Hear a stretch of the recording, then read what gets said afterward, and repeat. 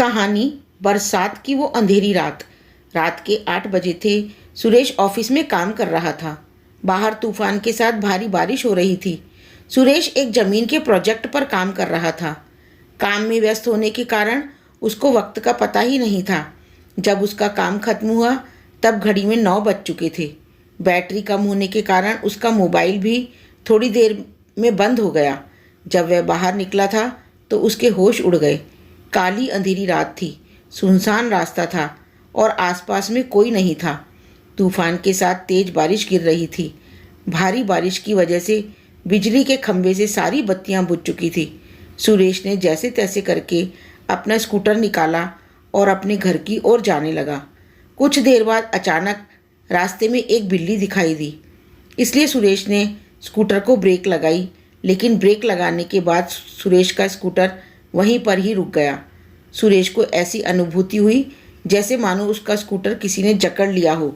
Suresh scooter से उतरा और काफ़ी बार प्रयास किया, लेकिन स्कूटर चालू ही नहीं हो रहा था। तेज बारिश की वजह से सुरेश पूरी तरह से भीग चुका था। ठंड के मारे वह कांप रहा था। अचानक स्कूटर बंद होने से उसकी घबराहट और ज़्यादा बढ़ गई। वह अपने स्कूटर को साइड में ले गया और डर की वजह से कुछ देर अपनी आंखें बंद कर लीं। थोड़ी देर बाद उसको एहसास हुआ कि उसकी पीठ पर किसी ने हाथ रखा है। सुरेश जोर से चिल्लाया, कौन है, कौन है, मुझे छोड़ दो। उसने पीछे मुड़कर देखा तो कोई नहीं था। उसने सोचा कि शायद उसका वहम होगा। वह बहुत डर गया था। अचानक उसने बत्ती बुझने और जलने की आवाज़ सुनी और पास में देखा तो उसके स्कूटर की बत्ती जल रही थी और बुझ रही थी। कुछ पलों तक चलता रहा, फिर बत्ती बुझ गई। सुरेश को कुछ समझ में नहीं आ रहा था कि अब वह क्या करे। वो कुछ हरकत करता उससे पहले ही उसके सामने एक लटकता हुआ सफ़ेद छाता उसको सामने दिखाई पड़ा।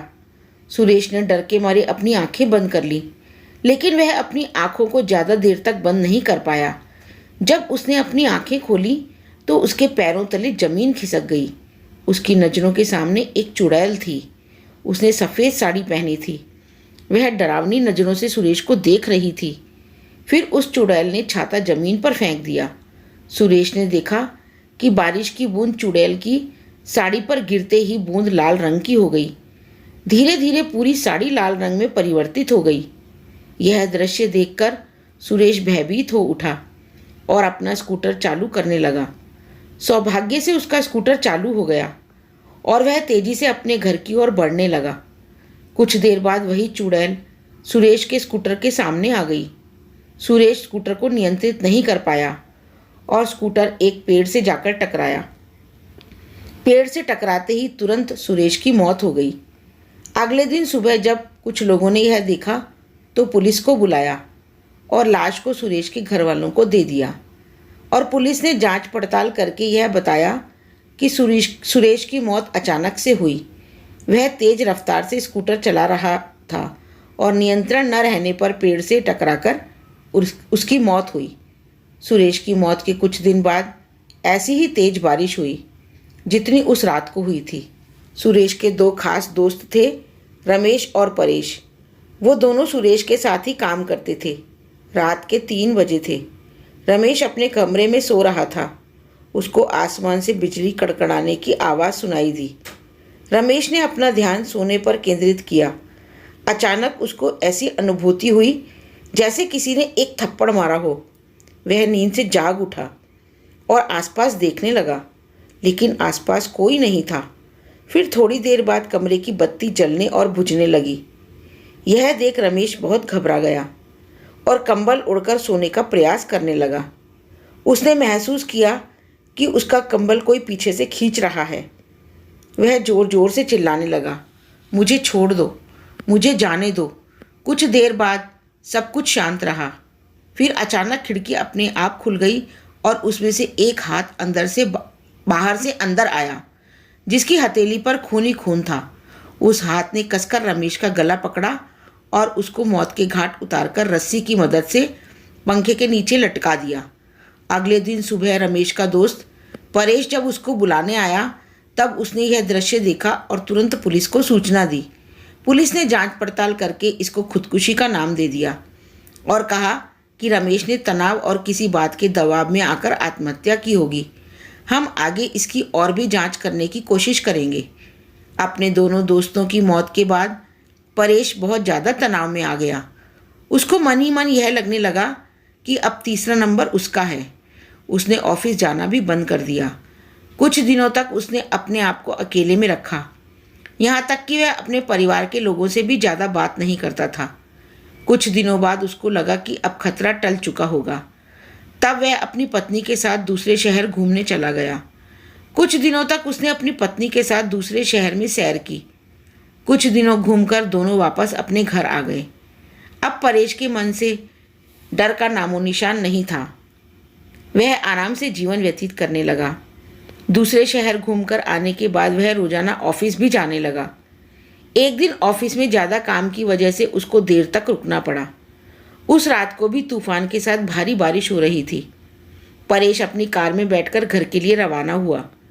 रास्ते में एक बड़े से खड्डे के साथ उसकी गाड़ी टकराई और कार का एक पहिया खड्डे में गिर गया। परेश कार से नीचे उतरा और बहुत प्रयास किया, लेकिन पहिया खड्डे से नहीं निकला। परेश कोशिश कर रहा था कि एक औरत वहाँ से गुजरी। उस औरत ने बड़े प्यार से रमेश को कहा, सुनिए, क्या मैं आपकी मदद करूं? रमेश ने कहा, नहीं, मुझसे ही नहीं हो रहा है तो आपसे थोड़ी होगा। फिर भी आपको लगता है तो आप एक बार प्रयास कीजिए। उस औरत ने कार को पीछे से सिर्फ थोड़ा सा धक्का मारा और कार का पहिया खड्डे से निकल गया। परेश ने उस औरत का धन्यवाद किया और उनको पूछा, आपको कहाँ जाना है? इतनी रात को आप अकेले कहाँ जाओगे? आप मुझे बताइए, मैं आपको जहाँ जाना है छोड़ दूँगा। जी धन्यवाद आपका। यहाँ से थोड़ा आगे एक तालाब वाली गली आती है, वहाँ मुझे छोड़ दीजिएगा। तालाब के पास में ही मेरा घर है, औरत ने जवाब दिया। परेश ने उस औरत को अपनी कार में बिठाया और आगे बढ़ा। परेश को थोड़ा डर जरूर लग रहा था, लेकिन उसने गाड़ी चलाने पर अपना ध्यान केंद्रित किया। थोड़ी देर बाद पीछे से आवाज़ आई, बस यहाँ पर रोक दीजिए, मेरा घर पास में ही है। परेश ने कार रोक दी और उनको उतरने को कहा। अचानक उसने पीछे से डरावनी आवाज़ सुनी, परेश, अब तू गया, तेरा अंत अब नज़दीक है, मैं तुझे नहीं छोड़ूंगी। परेश ने पीछे मुड़कर देखा तो उसके होश उड़ गए। वो औरत एक खौफनाक चुड़ैल में परिवर्तित हो गई थी। उस चुड़ैल ने जोर से परेश को धक्का दिया और कार के नीचे गिरा दिया। फिर परेश को घसीटकर तालाब की ओर ले जाने लगी। परेश बहुत चीखा और चिल्लाया, लेकिन चुड़ैल ने उसकी एक नहीं सुनी। परेश ने चुड़ैल से कहा, कृपया मुझे छोड़ दो, मुझे जाने दो, मैंने आपका क्या बिगाड़ा है? परेश, तू आज मेरे हाथों से ही मरेगा। तुम्हारे दोनों दोस्तों को तो मैं मौत के घाट उतार चुकी हूँ, अब तुम्हारी बारी है। याद करो बरसात की वो अंधेरी रात, जिस रात को तुम लोगों ने मेरी हत्या करके मुझे तालाब में फेंक दिया था। जिस ज़मीन ने मुझे और मेरे माँ बाप को रोजी रोटी दिलाई थी, वह ज़मीन तुम तीनों हड़पना चाहते थे और उस ज़मीन पर शराब की फैक्ट्री लगाना चाहते थे। जब मैंने और मेरे पिताजी ने हस्ताक्षर करने से मना कर दिया तो तुम पापी दरिंदों ने मेरी और मेरे पिता की हत्या कर दी और दोनों को तालाब में फेंक दिया। हमारी मौत का कारण लोगों को यह बताया कि हम पानी में डूबकर मर गए हैं। मैं उस ज़मीन पर कभी भी शराब की फैक्ट्री नहीं चलने दूंगी तथा मैं वापस मेरे और मेरे पिताजी का बदला लेने के लिए आई हूँ। आज तुझे भगवान भी मुझसे नहीं बचा पाएगा, कहकर चुड़ैल ने जोर से धक्का दिया और परेश को तालाब में गिरा दिया और पानी में डूबकर उसकी तुरंत मौत हो गई। फिर चुड़ैल अदृश्य हो गई। दूसरे दिन किसी ने परेश की लाश को पानी में बहते हुए देखा तो तुरंत पुलिस को संपर्क किया। पुलिस ने जांच करके उसकी लाश उसके परिवार को दे दी तथा मौत का कारण यह बताया कि उसकी मौत पानी में डूबकर हुई। इस प्रकार लड़की ने अपने और अपने पिता की मौत का बदला उन तीनों दोस्तों को मार कर लिया। यदि यह कहानी अच्छी लगी तो इसे लाइक, सब्सक्राइब और शेयर जरूर करें। धन्यवाद।